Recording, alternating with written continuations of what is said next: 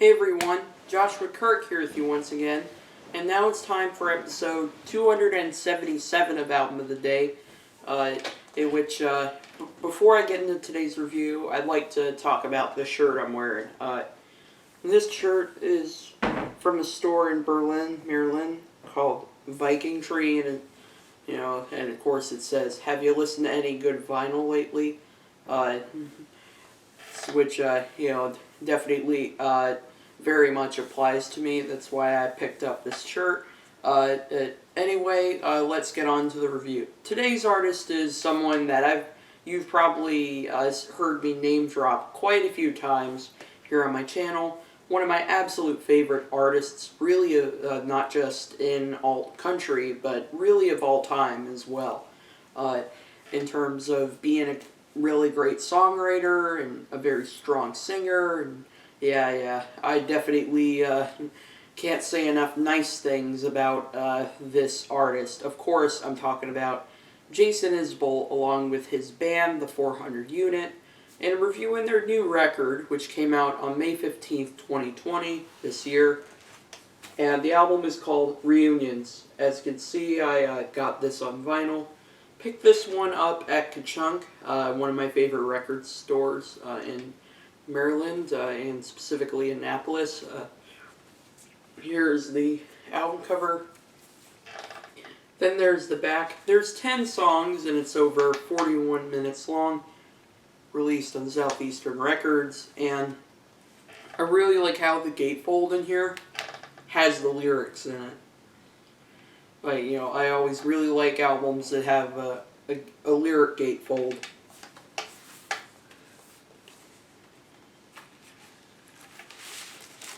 And there is a little insert in here that has the liner notes.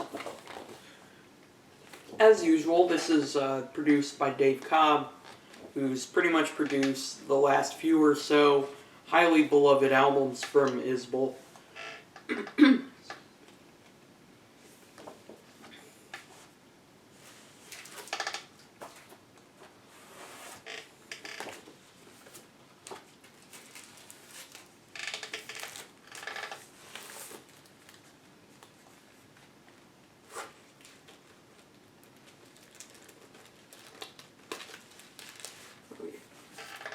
Yeah, and then there's side A, and then there's side B. Oh yeah, and fun fact about the physical version of this album, it was actually released physically on May 8th, 2020, a week before the record came out, to help support, independent record stores during the COVID-19 pandemic.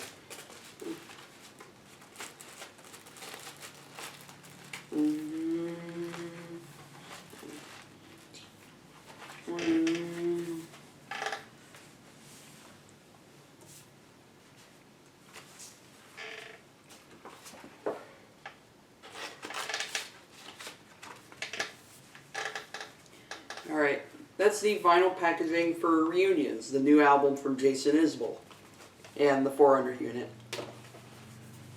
So, if you've been watching my channel for the last few years, you may have seen me do a review of Jason Isbell's last two records, 2015's Something More Than Free, and 2017's The Nashville Sound, which, quite honestly, the latter is, as of right now, pretty much my favorite Jason Isbell record. I mean, sure, it is his most accessible and most politically charged record yet, but I feel like that was the album where Jason really solidified himself in alt country as definitely a pretty incredible songwriter, and completely deserved all the praise that was heaped upon it in 2017.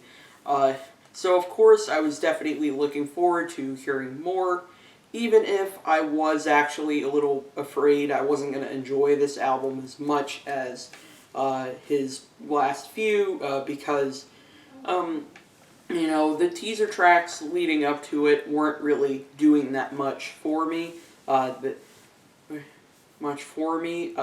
However, I will say, upon listening to it, I'm very pleased to say that Reunions is yet another excellent album in the Jason Isbell catalog. It is a great, however, as much as it is a great album, just gonna warn you, if you're gonna check out this album and if you're gonna go in and appreciate it, there are a lot of cold, hard truths that you are gonna have to face.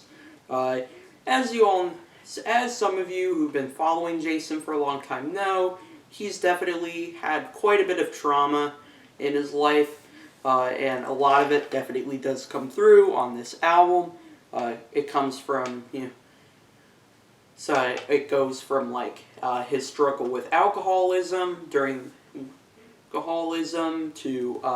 divorcing with his first wife, and so first wife. Also, there definitely is a little bit of controversy sort of surrounding like Jason's politics, which definitely come through quite a bit in his music, and especially his last record.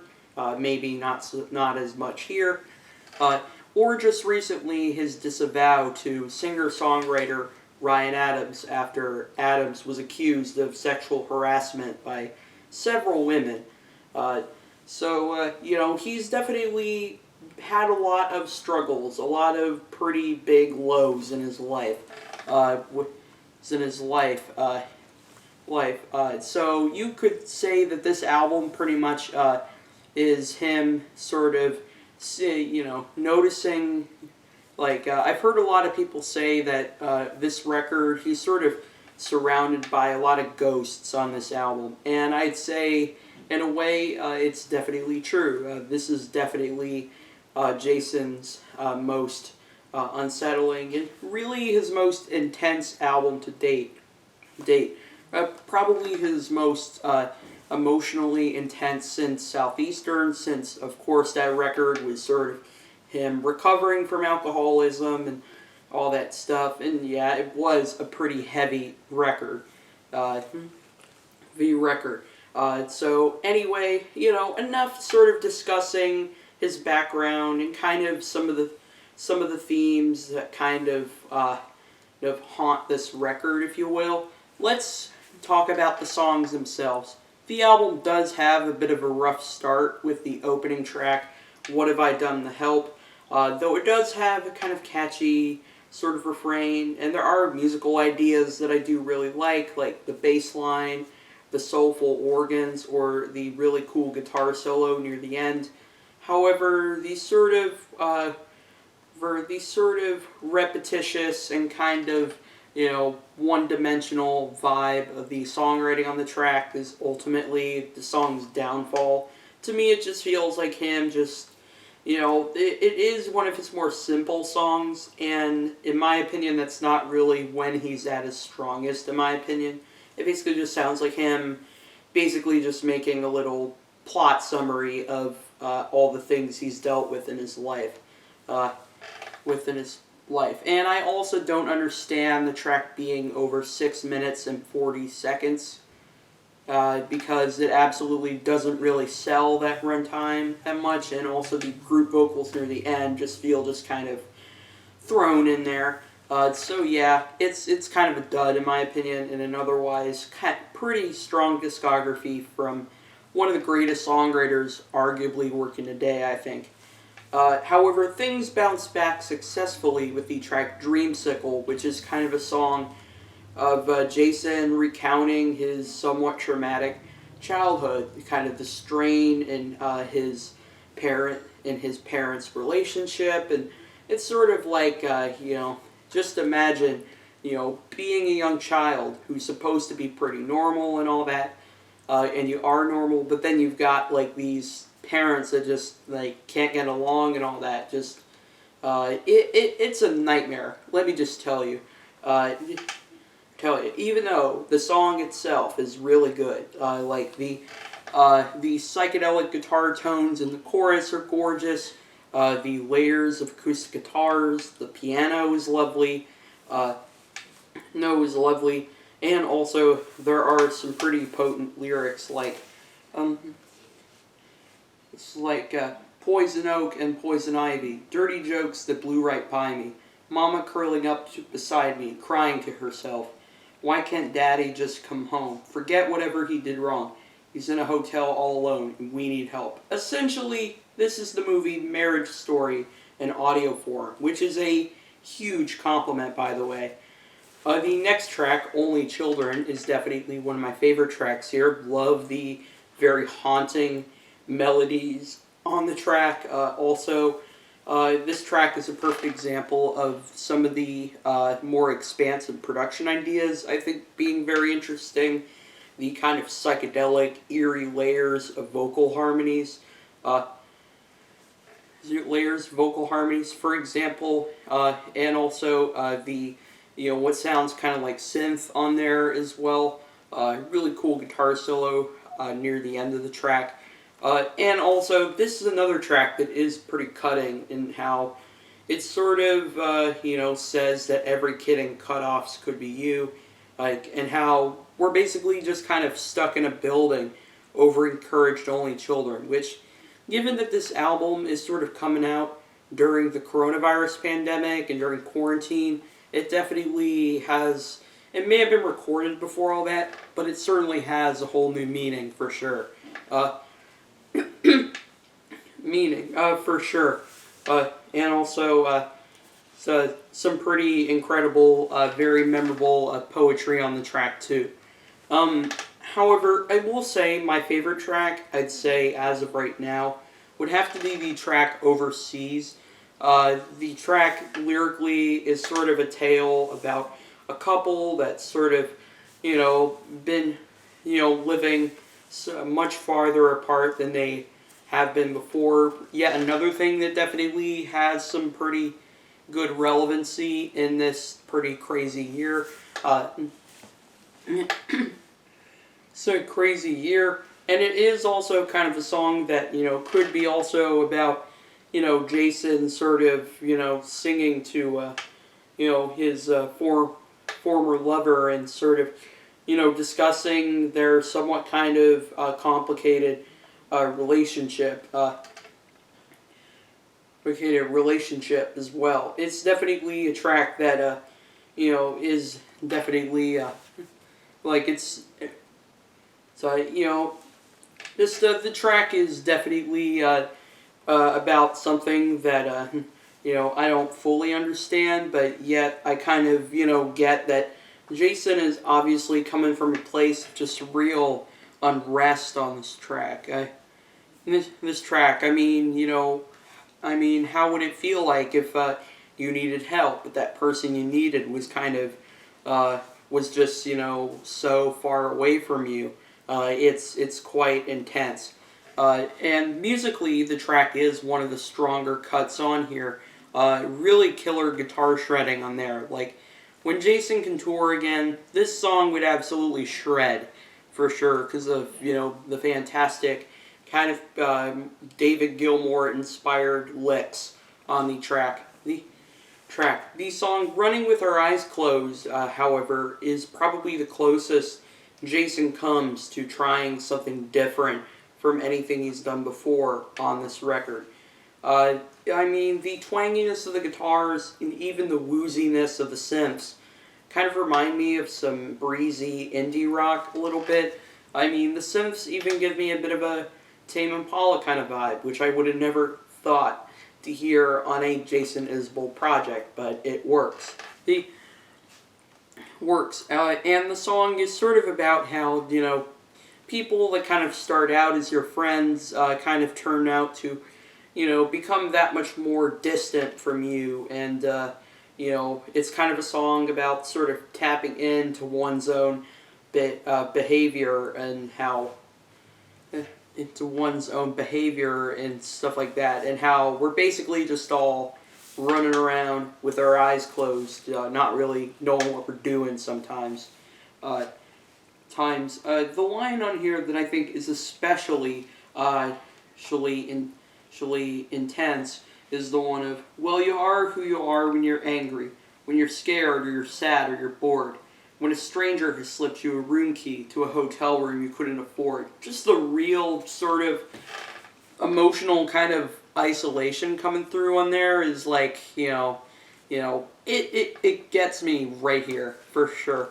Right here for sure. The next track, River, is definitely a track that has some admirable qualities to it. The qualities to it. The kind of gospel-tinged piano and organ, gorgeous fiddle playing from Amanda Shires on there, who of course is Jason Isbell's wife. Maybe not the strongest track on here lyrically, even though I really like some of the ideas on there. However, I do appreciate the track for the track maybe not being as strong lyrically, because it is a nice little bit of a breather after a pretty harrowing first half. It's the first half. However, even more punchy is the track Be Afraid, which is a track that I initially wasn't all that crazy about when I first heard it, but in the context of the album, it definitely has grown on me. Which, if you're looking for the most politically charged song on the record, it's probably this one. I mean, like I said, yes, Jason is not shy about his politics, and that definitely comes through here, but it's really on Nashville sound, where it's really is the building blocks of the entire LP. And this track definitely is a song where, we kind of all have to just face our fears and, do things that we're afraid of anyway. Incredible chorus. Love the layers of fuzz and filters that come through in the mix. Definitely probably the only track on the record that really rocks, other than Overseas. Overseas, I also love just how, cathartic the track is. It's probably the most optimistic moment on the record. And I think it's definitely very much needed on this record, because god damn, the emotions on majority of the album are just they're great. They're quite powerful.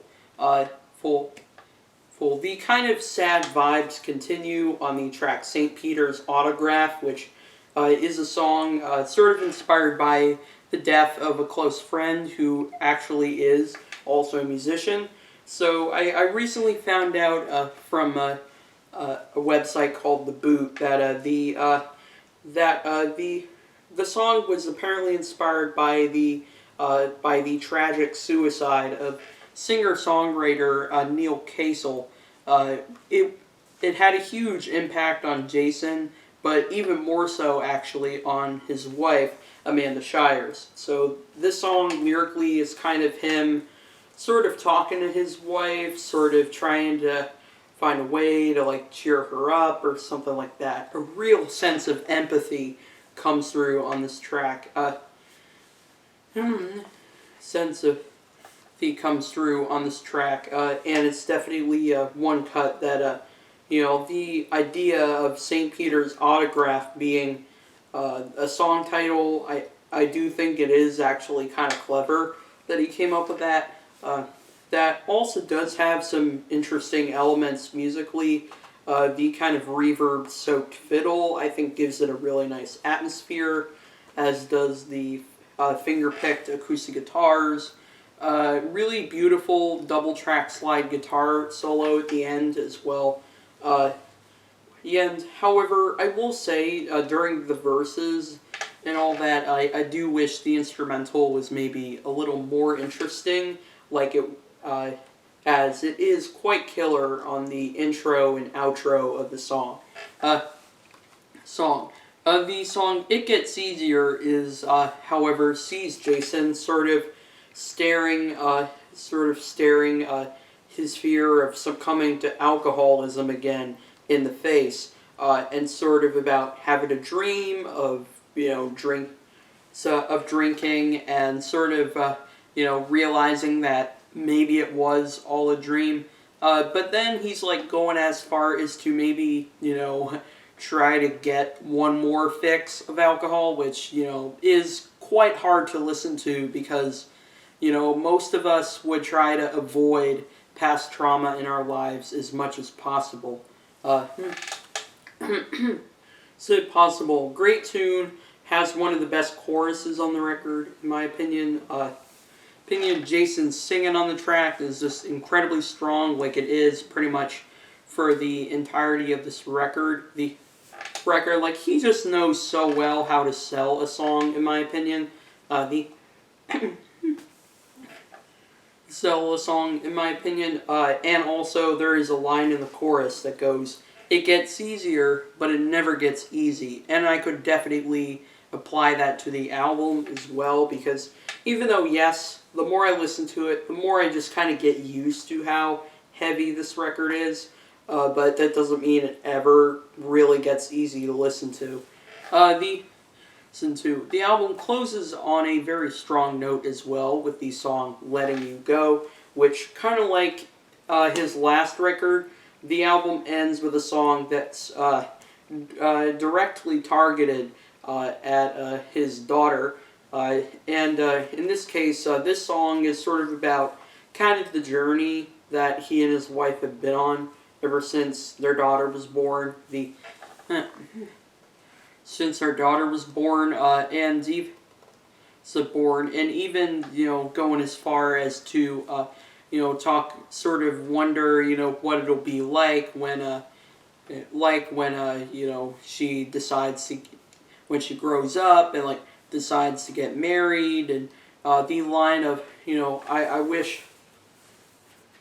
So in the line of, "I wish I could walk with them back through your life, to see every last minute of every last day," is just like, it'll bring tears to your eyes. Trust me. So trust me, and it would only make sense if the chorus goes, It's easy to see that you'll get where you're going, but the hard part is letting you go." So this is definitely a somewhat,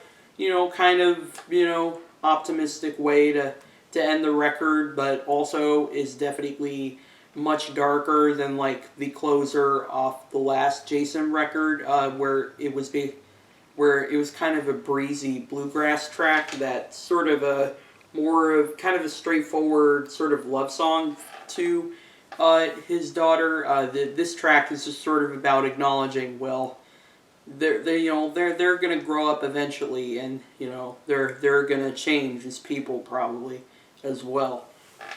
Yeah, overall I thought this was a great record. It definitely is. It definitely does show that still to this day, Jason Isbell is relevant as one of alt country's best songwriters, and likely one of music's best songwriters, period, really. Yeah, really. It's not better than like his last few or so albums. It is definitely probably the first Jason Isbell record that I kind of have to be in the mood for. Meaning, like, this is a record that I don't quite listen to it as often as Nashville Sound, but when I do, just, man, it cuts deep emotionally. There's some great songwriting on here. Overall, I will say the production definitely, does a pretty good job sort of trying to expand a little bit, even if ultimately it still feels like a pretty typical Jason Isbell record that's not really trying to do anything radically experimental. I don't think.